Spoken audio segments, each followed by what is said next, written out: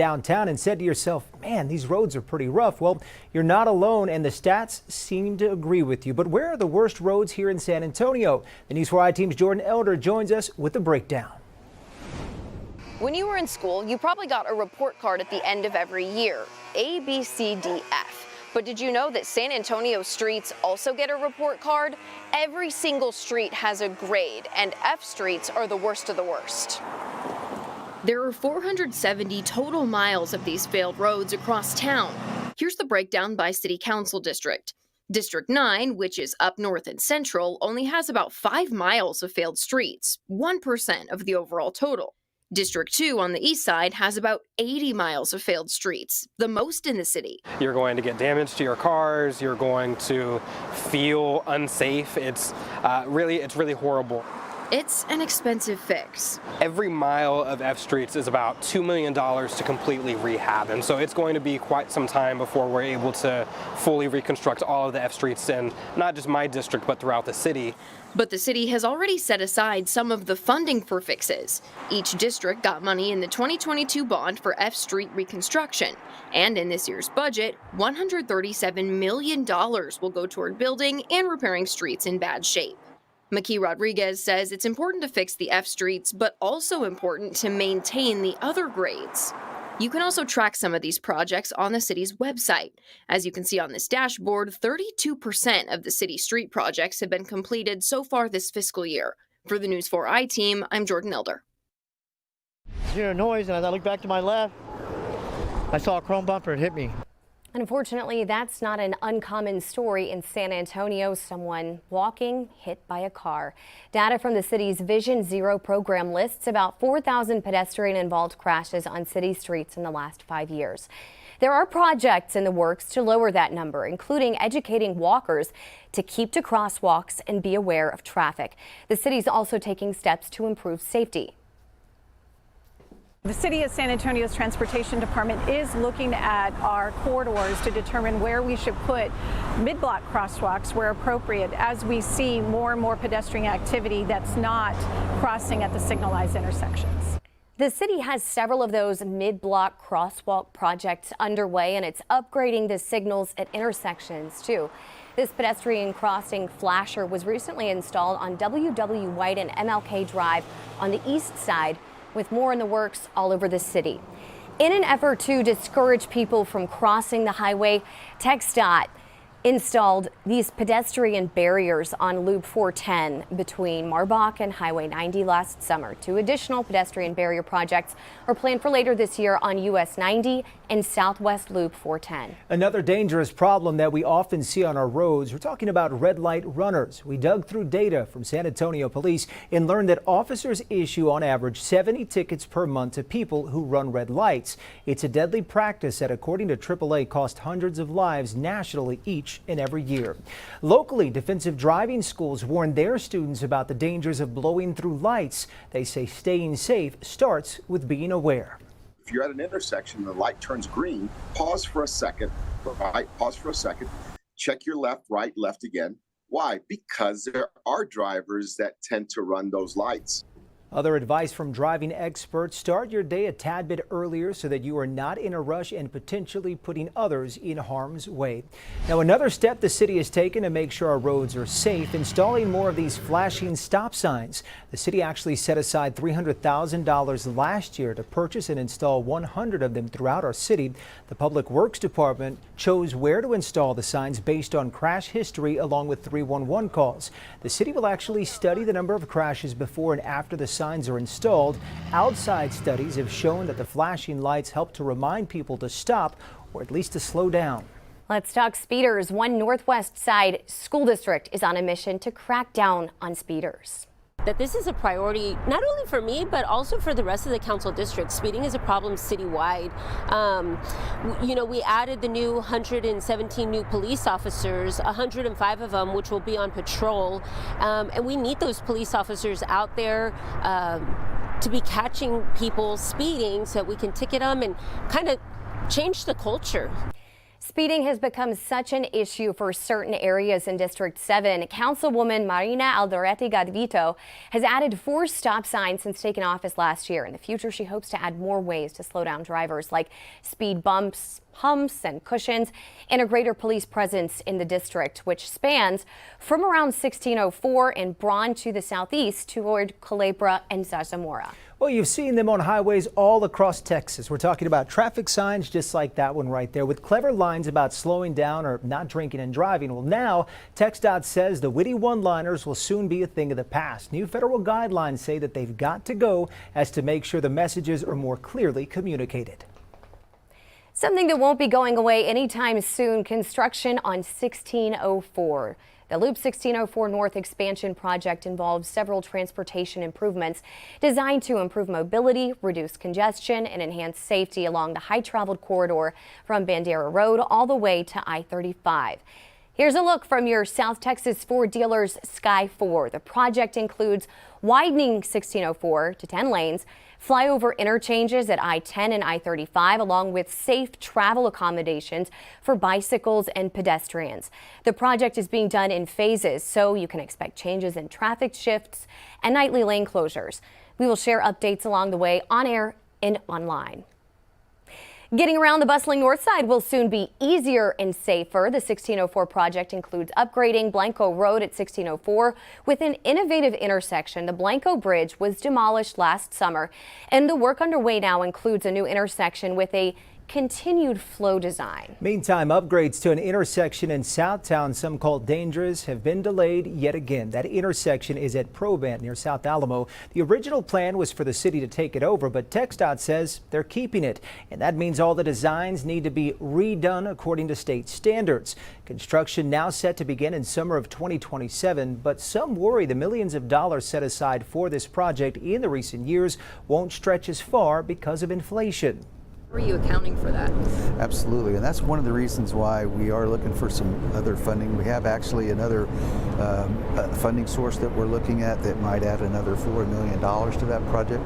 We checked with the city today. They tell us the project remains in the design phase. Officials say they still plan to add more protections for bikers, new traffic signals, and upgrade the railroad crossings as well. Hey, if you're curious to know the status of construction projects in your neighborhood, turns out the city of San Antonio rolled out a new dashboard with that information. It's designed to show you what is under construction, where and what phase, and if it's on time. The dashboard will have 3 phases, with the first one launching this last week. The second will include additional projects. The third will include previously finished projects so that people can see the progress clearly. You can check it out right now by searching Construction Dashboard on news4sa.com. Nobody likes potholes. No matter where you drive across San Antonio, though, you might have gone toe-to-toe with at least one of them. City crews are busy trying to fix them. They rely on you to identify problem potholes. You can report them by calling 311, then crews are on the clock to fix it. Their goal is to seal up those potholes within 48 hours of your report. Doing this for the community, we want to put their tax dollars to work, help us find those potholes so that we can go ahead and repair them and beautify our streets and make them more user-friendly. Depending on the size, each pothole repair takes 20 to 30 minutes to knock out. On average, the city says crews handle 7,000 to 8,000 per month. Thanks to new technology, Bexar County officials say they are saving county tax dollars and keeping the roads in tip-top shape. Bexar County now has vans that perform automated data assessments, and each one is equipped with 4 separate cameras. They capture over 1,500 county-maintained roadway miles at every angle. Technicians who collect and assess all of that data say it saves thousands of taxpayer dollars each and every year. We're able to go in and do a complete survey, not just a sample or a portion of the county, and then we can get that feedback back to the people who make the decisions about the maintenance so they can get the budgeting together so that they can get out there and get it fixed before it goes down too far. We're told the survey of the roads are done every 3 to 5 years. This year's efforts include an additional 200+ miles due to substantial growth in unincorporated Bexar County. To keep walkers safe, demolition work is underway on a pedestrian bridge along the west side. Crews started tearing down what remains of the bridge along Castroville Road near San Joaquin earlier this month. The pedestrian bridge has been closed for the past year, so it's been difficult for people walking to get across the busy street. The bridge has been a safety concern since it was damaged about a year ago. A dump truck crashed into it and it collapsed. Since then, the two walkways connected to the bridge are still standing, but a lot of people are worried about their safety. And there are still a lot of questions about how the city will improve pedestrian safety. Still to come tonight, driving during or after heavy rains can certainly be scary. Still ahead, the steps the city is taking to keep the water from rising on our roadways. And this video has been circulating. New information on the assault on a mall escalator here in San Antonio. What prompted the violent confrontation? Next in our News 4 Snapshot. You're watching News 4 San Antonio.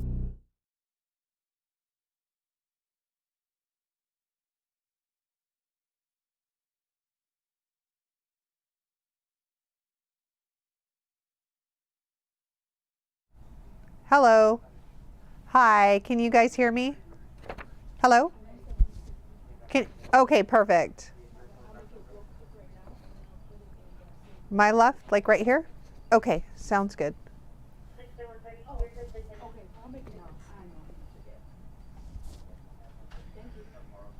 So is this good like this? You're welcome.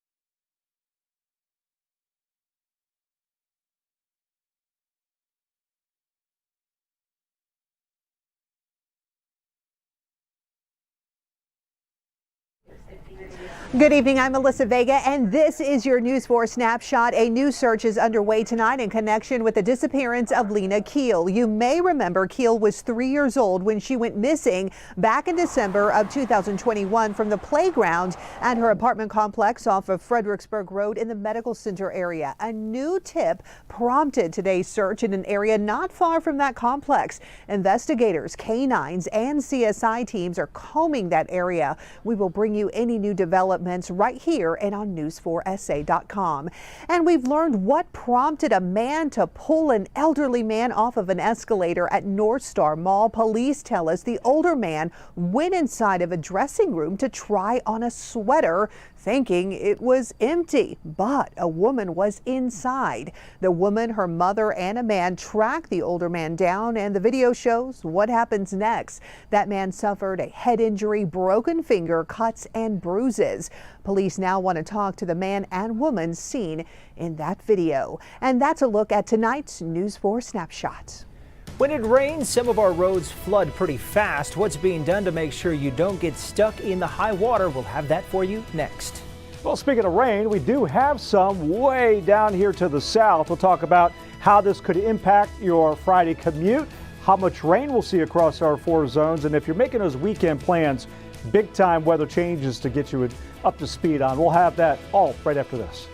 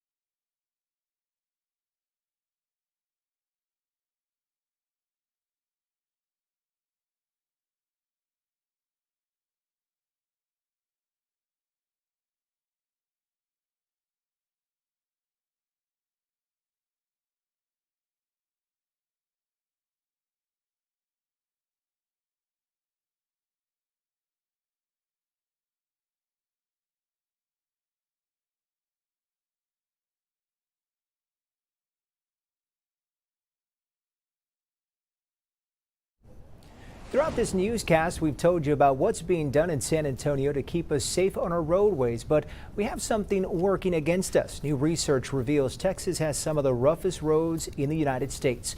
Research by rugged computing solutions provider GTAC analyzing road length along with conditions according to the International Roughness Index from the Federal Highway Administration. They wanted to see which states have the roughest roads per 1,000 miles, and Texas, wouldn't you know it, coming in 8th. Texas has the most lane miles at nearly 655,000, and for every 1,000 miles, Texas has nearly 27 miles of what is considered rough roads. That totals to more than 17,000 miles of rough or very rough road conditions across the state. If you were curious, Rhode Island ranking #1 for the most rough roads in the U.S. And the Texas Department of Transportation does have a project tracker where you can see the more than 11,000 projects either in the planning phase, design phase, or currently under construction. There's also a breakdown of the cost and funding for each of those projects. You can check it out right now for yourself. Just search Project Tracker on news4sa.com. Well, we got some much needed rain last month, but with it came flooded roads. Some people even had to be rescued. We reached out to city leaders to find out what's being done to fix those flooding roads. Councilman Mark White says the city hopes to fix roads that flood quickly with money from the latest budget. The areas in the city, we need them to let our council office know where those areas are. We're all paying taxes, and this is what our money should go towards, making sure our streets are safe from issues like this. Officials with Public Works say they monitor flooding on city roads and close low water crossings when responding to flood sensor reports. Now your certified most accurate 4-zone weather with Chief Meteorologist Chris Suchan.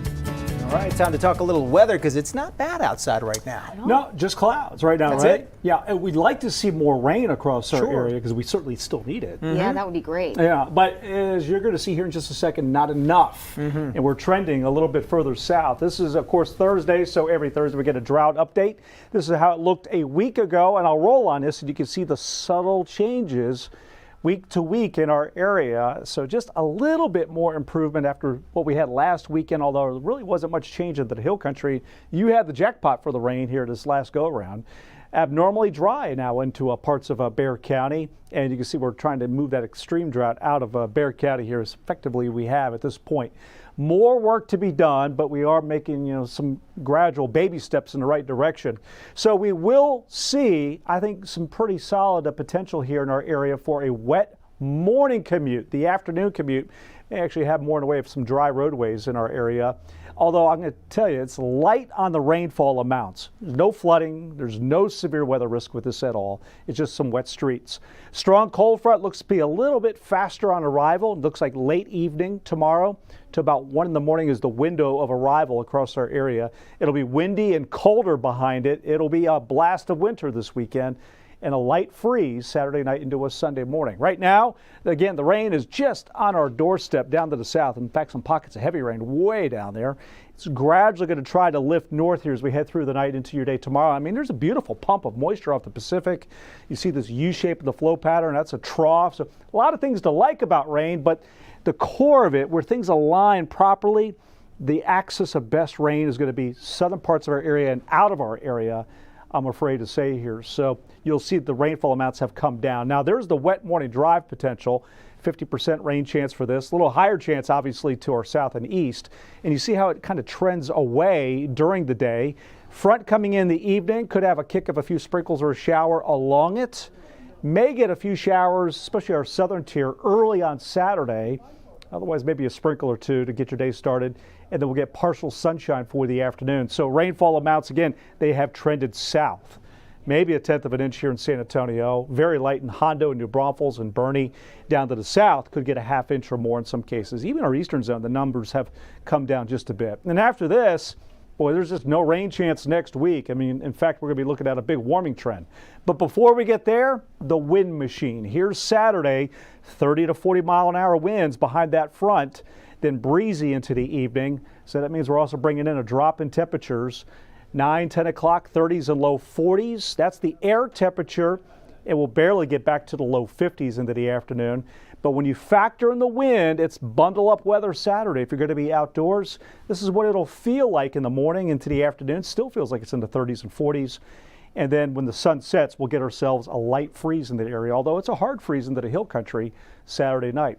Temperatures now, they're mild, they're humid. Your day tomorrow, probably about 67 degrees with lots of clouds. 7-day forecast, 52 to 59. There's that light freeze. And look at next week. 70s into the low 80s Wednesday and Thursday. And this goes for out west. In fact, it's getting a little hot next week. Mid to upper 80s heading your way after a cool weekend. The hill country, 69, 50 Saturday, down into the 20s Saturday night. Here's your Eastern Zone extended forecast. Guys, over to you. This is the Thomas J. Henry Sports Desk. All right, the NBA AllStar Weekend officially kicking off tomorrow with the Rising Stars mini tournament. The Spurs will have 2 players representing them, but of course a lot of the attention of NBA fans will be focused on Victor Wembanyama. Victor has not been shy, stating he'd prefer to be playing in the main AllStar game with the rest of the superstars on Sunday, and no doubt he'll be playing in that one day. And as high as expectations have been for the rookie from France, it appears he's surpassing them. He's just the front runner for the Rookie of the Year award, and Coach Pop believes this weekend is going to be super beneficial to Wemby's development. Every night is a new spectacle for him, and that'll be the same sort of thing. And he's going to be exposed to all those players all in the same place. You know, he's going to become part of the family of players at that level, and it's all just a brand new experience for him, which he will add to his computer deck there, you know, the Rolodex. Yeah, Wemby's numbers have been impressive through the first 50 games of his young career, even more so because his minutes have been restricted so far, but that could change. I think he's still like 27 or 28 or something like that. It's amazing the numbers he's getting for that few minutes. We've decided that that's the best way to bring him along right now, but I think toward the end of the season we'll probably raise it a little bit. You know, I think we had 3 or 4 weekends in a row with 3 and 4 nights or something like that, and so it was fun to see, you know, how he'd react. And once or twice he reacted like a rookie. He was, you know, he hit the wall for sure. It's what they all do, but there was a point there where he had played more games this year than all of last year in half the time. So that's quite an experience for somebody. No substitute for experience, as they say, and Wemby should get plenty more of it this weekend. Our own Don Harris has made the trip to Indy to cover the All-Star action. Wemby and teammate Jeremy Sohan could face off against each other in the Rising Stars mini tournament. That starts tomorrow, and then the skills challenge is set for Saturday. And speaking of skills, Iowa's Caitlin Clark will put hers on display as she is poised to make history tonight. She needs just 8 points to break the women's NCAA scoring record. Her 4th-ranked Hawkeyes hosting the Michigan Wolverines tonight. We'll keep you posted on that. And next week, San Antonio's own Josh Young and his Texas Rangers teammates will get spring training fully underway out in Arizona. Just 3 months after winning the franchise's first World Series championship, but Rangers general manager Chris Young is looking to run it back. They're extremely focused, they're extremely motivated, and my sense is they're not satisfied. While I think they deserve to be celebrated for what they accomplished last year, I think this group has expectations and ambitions beyond reaching the top one time, and so I have a lot of confidence this group is going to do great things again. All right, we'll be right back after this.